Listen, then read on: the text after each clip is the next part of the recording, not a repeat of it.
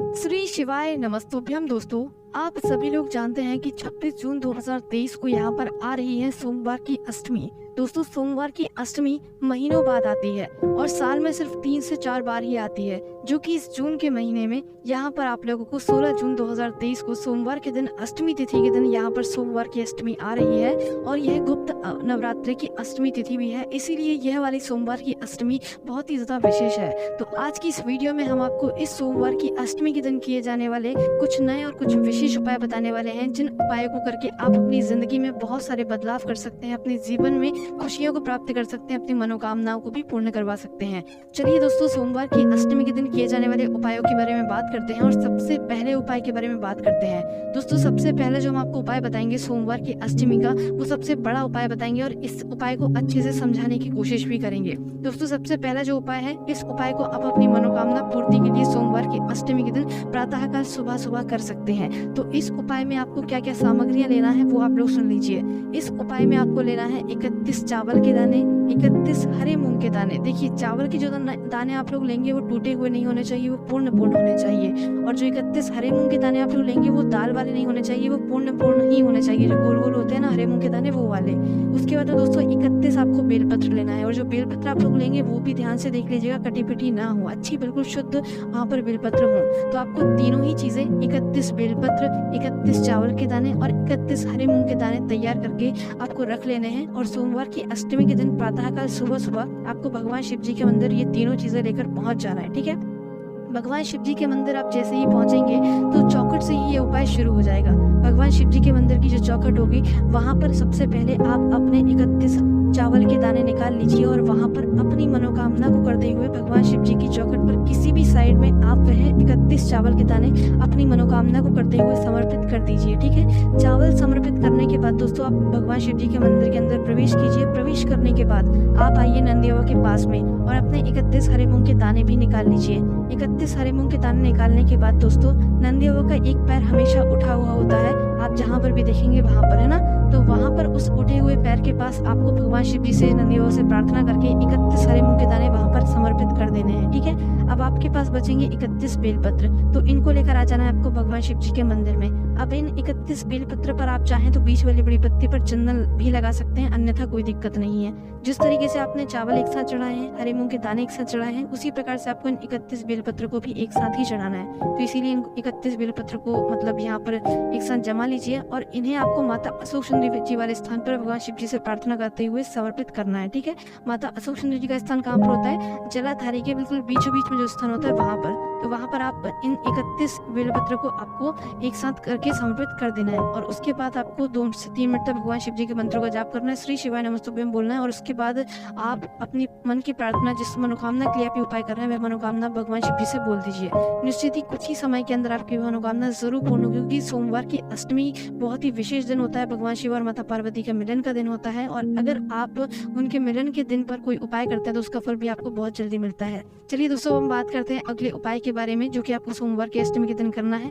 इस उपाय को भी आप अपनी मनोकामना पूर्ति के लिए कर सकते हैं। किसी भी प्रकार की ऐसी मनोकामना जिसके लिए आपने बहुत उपाय कर लिए, व्रत कर लिए, पर जब भी आपकी मनोकामना पूर्ण नहीं हो रही है तो उस स्थान पर आपको ये वाले उपाय करना चाहिए। ठीक है, इस उपाय में आपको क्या करना है, एक बेलपत्री लेना है, उसके साथ में दोस्तों आपको लेना है पीला चंदन, लाल चंदन और थोड़ा सा शहद लेकर आपको पहुंचना है सोमवार की अष्टमी के दिन प्रातःकाल सुबह सुबह भगवान शिव जी के मंदिर में।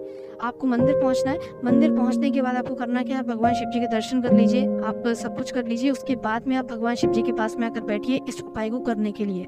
उपाय को करने के लिए सबसे पहले आप अपनी एक बेलपत्र निकाल लें। इस उपाय में मात्र एक बेलपत्र की ही आवश्यकता होगी, इससे ज्यादा नहीं होगी। तो आपको करना क्या है, अपनी वह एक बेलपत्र को निकाल लीजिए। उस एक बेलपत्र की बीच वाली बड़ी पत्ती पर आपको क्या करना है वो आप लोग यहाँ पर ध्यान से सुनिए। एक बेलपत्र की बीच वाली बड़ी पत्ती पर सबसे पहले आपको लगाना है पीला चंदन। या तो पीले चंदन का आप एक टीका लगा लो, या तो पीले चंदन उस बीच वाली बड़ी पत्ती पर पूरे में फेर दो, है ना। उस बीच वाली बड़ी पत्ती के बाद उसी बेलपत्र में एक हल्का सा जगह आती है बीच में, डंडी वाली, है ना। फिर उसके नीचे जो है 2 साइड की पत्तियां होती हैं, आपने देखा होगा एक बेलपत्री में ना।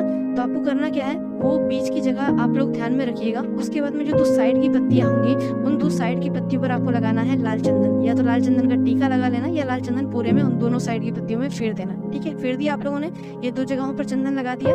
अब देखिए, हमने जो आपको बीच की डंडी बताई थी, मतलब जो एक बीच वाली बड़ी पत्ती होती है बेलपत्री की, और जो 2 साइड की पत्तियां होती है, इन दोनों के बीच में एक हल्की सी डंडी की जगह जो है खाली रहती है उसी एक बेलपत्र में, आपने देखी होगी। ठीक है, तो उस स्थान पर आपको उस बेलपत्री को पकड़ना है ना। उसी स्थान पर आपको लगाना है थोड़ा सा शहद। कहाँ पर? बीच वाली बड़ी पत्ती जो होती है और नीचे वाली जो 2 साइड की पत्तियां होती हैं, इन दोनों के बीच में एक हल्की सी डंडी की जगह रहती है, तो उस स्थान पर आपको लगाना है थोड़ा सा शहद। और थोड़ा सा शहद लगाकर इसी बेलपत्र को इसी स्थान पर पकड़ना है। पकड़ने के बाद इसको आपको क्या करना है कि माता अशोक सुंदरी जी का जो स्थान होता है भगवान शिव जी की शिवलिंग के ऊपर, तो वहां पर आपको इसे समर्पित करना है। जो अशोक सुंदरी जी का स्थान होता है वो जलाधारी के बिल्कुल बीचों बीच में होता है। ठीक है, और वहां पर इस बेलपत्री को आपको कुछ इस प्रकार से समर्पित करना है कि जो बेलपत्री की डंडी का मुख होगा वो जलाधारी की तरफ हो, जहाँ से जल बहता हुआ जाता है और नीचे गिरता है, उस तरफ करके आपको इस बेलपत्री को जो है समर्पित कर देना है माता अशोक सुंदरी जी वाले स्थान पर, है ना। अब आपने बेलपत्री को समर्पित कर दिया। बेलपत्री को समर्पित करने के बाद अब आपको अपना वह 1 लोटा जल निकालना है जो आप उपाय के लिए लाए हुए हैं। वह 1 लोटा जल निकालिए और इसे आपको चढ़ाना है भगवान शिव जी की शिवलिंग के ऊपर एक धारा से। ऐसा नहीं एकदम से चढ़ा दिया, एक धारा से 1 लोटा जल आपको भगवान शिव जी की शिवलिंग के ऊपर करते हुए समर्पित करते जाना है। और आप जैसे ही 1 लोटा जल चढ़ा रहे हो तो उसमें ध्यान रखिएगा, जब आखिरी में थोड़ा सा बिल्कुल हल्का सा जल आपके लोटे में बच जाए तो उस जल को आपको बचा लेना है। कब बचाना है? जब आपके लोटे में आखिरी में थोड़ा सा जल बच रहा हो, जब आप एक धारा से जल चढ़ा रहे हो। ठीक है, तो पहले तो आपको भगवान शिव जी पर ही जल चढ़ाना है एक धारा से, आखिरी में थोड़ा सा जल बचा लेना है। उस थोड़े से बचे हुए जल को आपको चढ़ाना है उस स्थान पर जहाँ पर आपने बेलपत्री को माता अशोक सुंदरी जी वाले स्थान पर समर्पित किया है। उसी बेलपत्र पर माता अशोक सुंदरी जी वाले स्थान पर आपको इस मतलब थोड़े से जल को समर्पित कर देना है। समर्पित आप लोगों ने कर दिया। समर्पित करने के बाद दोस्तों क्या करना है कि इस बेलपत्र को आपको वापस से उठा लेना है। ठीक है, पहले आपको वह थोड़ा सा बचा हुआ जल इस बेलपत्र पर समर्पित करना है, फिर आपको भगवान से प्रार्थना करना है और इस बेलपत्र को वहां से उठा लेना है। उठाने के बाद क्या करना है, इस बेलपत्र को आपको किसी भी जलाशय में या किसी भी वृक्ष के नीचे जाकर आपको रख कर आना है, या बेलपत्री के वृक्ष के नीचे जाकर आपको रख कर आना है। ठीक है, मतलब जिस तरीके से आप शिव जी पर समर्पित करते हैं उसी तरीके से आपको किसी भी जलाशय में या किसी भी वृक्ष के नीचे इस बेलपत्री को जाकर समर्पित करना है। वहां पर भगवान से प्रार्थना करना है, अपनी मनोकामना भगवान शिव जी से बोलना है। ठीक है, तो इस बेलपत्र को किसी भी जलाशय में या किसी वृक्ष के नीचे समर्पित करके आइए और वहां पर भी 1 लोटा जल अलग से जाकर समर्पित करके आइएगा। जब आप ये बेलपत्र को वहां पर जलाशय में या बेलपत्र के वृक्ष नीचे या किसी वृक्ष नीचे समर्पित कर दें, उसके बाद 1 लोटा जल आपको वहां पर भी चढ़ाना है। इस बात का ध्यान आप लोग रख लीजिएगा। उसके बाद वहीं पर आप भगवान शिव जी से भी प्रार्थना कर लीजिएगा, भगवान शिव हमारी यह मनोकामना है, इसे आप बहुत जल्दी पूर्ण कर दीजिएगा, है ना। उसके बाद दोस्तों यहाँ पर ये उपाय पूरा हो जाता है। ये उपाय भी बहुत ही ज्यादा विशेष है, आप करके जरूर देखिएगा। उसके बाद दोस्तों अब हम बात करते हैं अगले उपाय के बारे में। दोस्तों अगला जो उपाय है, ये उपाय बहुत ही साधारण है। अगर आप ज्यादा कुछ ना कर पाए तो मात्र सोमवार की अष्टमी के दिन शाम के समय प्रदोष काल में अपने साथ में 5 बेलपत्री रखिएगा और 5 बेलपत्री रखकर आपको क्या करना है, भगवान शिव जी के मंदिर पहुंचना है शाम के समय प्रदोष काल में। ठीक है, मतलब 6 से 7 बजे के बीच का जो समय होता है उस समय में भगवान शिव जी के मंदिर पहुंचिएगा। और पहुंचने के बाद आपको 5 बेलपत्र लेकर भगवान शिव जी के मंदिर भगवान शिव जी के पास में जाना है और 5 बेलपत्र एक साथ जमा कर भगवान शिव जी के नाम का जाप कर अपनी मनोकामना बोलकर आपको इन 5 बेलपत्र को भगवान शिव जी की शिवलिंग के ऊपर चढ़ा देना है। बेलपत्र तो आप रोज चढ़ाते हैं, पर सोमवार की अष्टमी के दिन 5 बेलपत्र शाम के समय भगवान शिव जी पर चढ़ाने का एक अलग महत्व होता है, जिससे आपकी मनोकामनाएं भी पूर्ण होती हैं। ठीक है, चढ़ाकर जरूर देखिएगा। उसके बाद दोस्तों हम बात करते हैं सोमवार की अष्टमी के दिन किए जाने वाले अगले विशेष उपाय के बारे में। दोस्तों जो अगला उपाय है ये भी आपकी मनोकामना पूर्ति का है। इस उपाय में आपको करना क्या है, 7 बेलपत्री की इस उपाय में आपको आवश्यकता होगी। तो इस उपाय में आपको 7 बेलपत्री, एक लाल कपड़े का टुकड़ा और साथ ही में दोस्तों आपको जो है केसर को घिसकर जो आप चंदन बनाते हैं वो लेकर भगवान शिव जी के मंदिर आपको पहुंच जाना है। ठीक है, पहुंचने के बाद आपको करना क्या है कि जब आप भगवान शिव जी के मंदिर पहुंचे तो उस स्थान पर आप इस उपाय को कर सकते हैं जब आपको अपनी मनपसंद की नौकरी यहाँ पर चाहिए होगी, या सरकारी नौकरी चाहिए होगी या प्राइवेट नौकरी चाहिए होगी, उस स्थान पर भी आप इस उपाय को कर सकते हैं। ठीक है, तो करना क्या है, आप अपने साथ जो 7 बेलपत्री लेकर गए हैं, इन 7 बेलपत्री पर आपको केसर को घिसकर चंदन बनाकर कुछ कुछ भाग लगाना है। कैसे लगाना है वो आप लोग सुनिए। सबसे पहले इन 7 बेलपत्र की जो बीच वाली बड़ी पत्ती होगी इस पर आपको ओम लिखना है, केसर को घिसकर चंदन बनाकर। ठीक है, इसी चंदन से आपको ओम लिखना है। और साइड की दो पत्तियां जो होंगी इन 7 बेलपत्र की, इस पर आपको एक तो माता जगदम्बा जी के नाम से एक बिंदी लगानी है केसर को घिसकर चंदन बनाकर, और एक पर जो है गणेश जी रिद्धि सिद्धि के नाम की आपको बिंदी लगानी है। ये 7 बेलपत्र पर आपको यही क्रम दोहरा देना है, मतलब 7 बेलपत्र पर आपको जो है ये क्रिया आपको कर देनी है। अब उसके बाद आपको करना क्या है कि इन 7 बेलपत्रों को आपको चढ़ाना है भगवान शिव जी की शिवलिंग के ऊपर, है ना।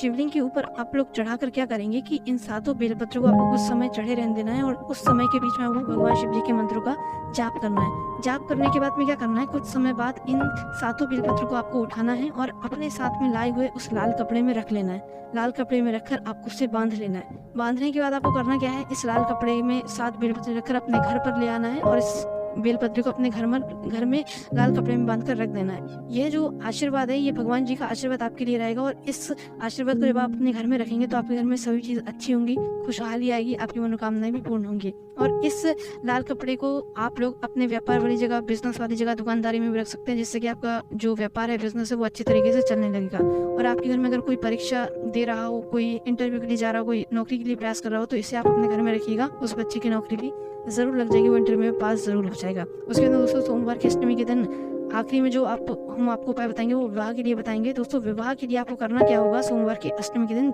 जिस बच्चे का विवाह नहीं हो रहा है उस बच्चे के हाथों से आपको हल्दी की 7 बिंदियां माता अशोक सुंदरी जी वाले स्थान पर सोमवार की अष्टमी के दिन प्रातःकाल सुबह सुबह लगवानी है। और 7 बिंदियां माता अशोक सुंदरी जी वाले स्थान पर लगवाने के बाद आपको उस बच्चे के दोनों हाथ के छापे वहाँ पर मतलब माता अशोक सुंदरी जी वाले स्थान पर रखवा देने हैं। और रखवाने के बाद सीधा इन दोनों हाथों के छापों को उठाकर आपको किसी भी पीपल के वृक्ष के नीचे जाना और वहाँ पर जाकर उसी बच्चे के हाथों से इन्हीं 5 बार जो है उसके हथेली से छापे लगवा देने हैं। ठीक है, 3 महीने के अंदर उसका विवाह पक्का हो ही जाएगा। उसके अंदर दोस्तों एक और उपाय है जो कि आपको विवाह के लिए करना है। जो लाल फूल होते हैं उस लाल फूल के ऊपर आपको चंदन लगाकर माता अशोक सुंदरी जी वाले स्थान पर समर्पित करना है उसी बच्चे को जिसका विवाह नहीं हो रहा है। 3 महीने के अंदर उसका विवाह पक्का हो ही जाएगा। तो ये सारे उपाय थे जो कि आपको सोमवार की अष्टमी के दिन करना है। इन उपाय करने में अगर आपको कोई भी समस्या आती है तो आप हमसे कमेंट करके पूछ सकते हैं।